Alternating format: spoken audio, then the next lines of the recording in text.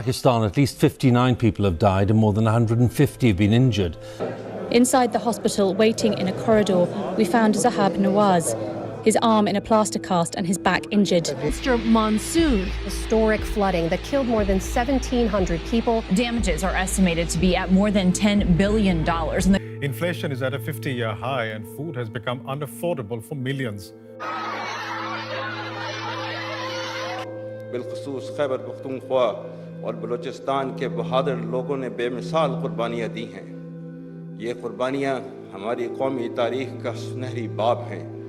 पाकिस्तान नाम सुनते ही मन में गरीबी, बेरोजगारी, डिक्टेटरशिप जैसी चीजें आती हैं। हाल इतना बुरा हो चुका है देश का कि कई लोगों के देश में तो एक टाइम के खाना खाने के भी लाले पड़ चुके हैं। तो आखिर हुआ क्यों पाकिस्तान का हाल इतना बुरा कि कंपैरिजन जैसी चीजें बची ही नहीं दोनों देशों के बीच में। इंडिया आगे बढ़ता ही जा रहा है और पाकिस्तान पीछे ही जाता जा रहा है। ऐसा हो क्यों रहा है? 14 अगस्त 1947, जी हाँ, इंडिया से एक दिन पहले पाकिस्तान आज़ाद हुआ था। मोहम्मद अली जिन्ना की 2 नेशन थ्योरी समवॉट सक्सीड हो जाती है और पाकिस्तान नाम का एक देश लियाकत अली खान की प्राइम मिनिस्टरशिप के अंडर फॉर्म होता है। इस कहानी में आगे बढ़ने से पहले क्विक कंपैरिजन जरूर कर लेते हैं ताकि एक आइडिया लग जाए प्रेजेंट स्टेट में कि दोनों कंट्रीज खड़ी कहाँ हैं। इंडिया की GDP as of now 3.9 trillion US dollars होती है as per IMF data. On the country, IMF की साइट पे पाकिस्तान से रिलेटेड जीडीपी का कुछ डेटा ही नहीं है। उस कंट्री के डेटा की क्रेडिबिलिटी ही इंटरनेशनल एजेंसी ट्रस्ट नहीं करती। तो जब डेटा की क्रेडिबिलिटी ही स्ट्रांग नहीं है तो कंपैरिजन का क्वेश्चन भी अराइज नहीं होता। इसके आगे कंपेयर करने का कोई क्वेश्चन बनता भी नहीं क्योंकि हर सेक्टर में इंडिया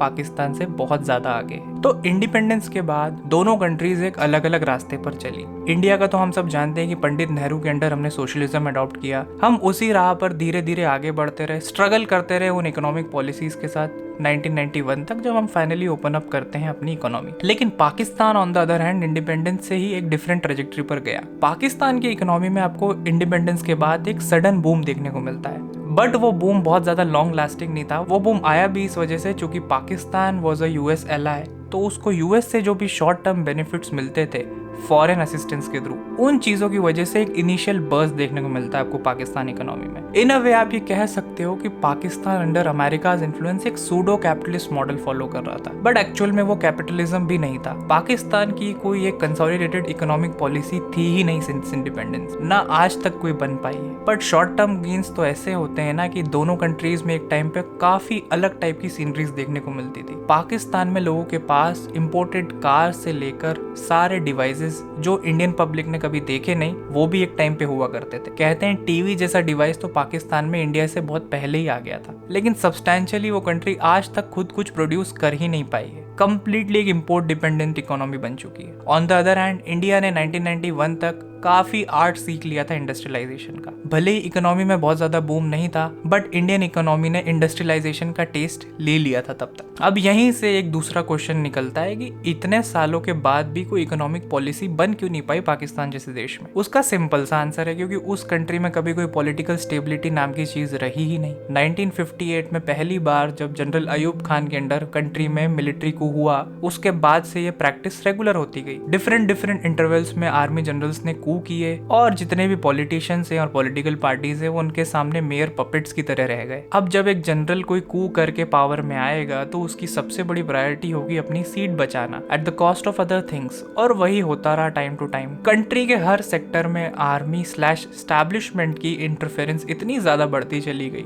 कि इवन पब्लिक सेक्टर अंडरटेकिंग्स और कोर बिजनेसेस गवर्नमेंट के वो भी आर्मी तक हैंडल करने लगी। आप सोच के हैरान हो जाएंगे एक टाइम कि पाकिस्तान जैसी कंट्री के जो मेन हाईवेज हैं जिनको वो मोटरवेज बोलते हैं, वो भी आर्मी कंस्ट्रक्ट करती है। तो लगभग हर पब्लिक बिजनेस में और कोई नहीं बट आर्मी ही मेन सोल ओनरशिप कैरी करती है। अब इन सारी अनसर्टेनिटीज एंड दबदबे के चलते हुए ना तो कोई मार्केट कॉम्पिटेंसी क्रिएट हो पाई, ना ही ग्लोबल ट्रेड इंटीग्रेशन हो पाया, और as a result of all this Pakistan आज की डेट में एक इंपोर्ट डिपेंडेंट कंट्री बन चुकी है। और इसी ट्रेड इम्बैलेंस की वजह से पाकिस्तान को बार बार आईएमएफ का दरवाजा खटखटाना पड़ता है। अब इन सब के चलते हुए भाई साहब कंट्री में किसके पास टाइम है कि वो human capital, human resource development, IT, इन सारी चीजों पे फोकस भी करे। कंट्री का जो यूथ है उसने स्किल डेवलपमेंट नाम की ना तो कोई चीज सुनी ना देखी, सीखना तो दूर की बात है। और इसी के साथ कैजुअलाइजेशन ऑफ वर्क, इतना बढ़ता चला गया देश में कि पूरी कंट्री में आपको कैजुअल और मीनियल वर्क्स के अलावा और कोई भी प्रोफेशन डोमिनेशन में नहीं दिखेगा।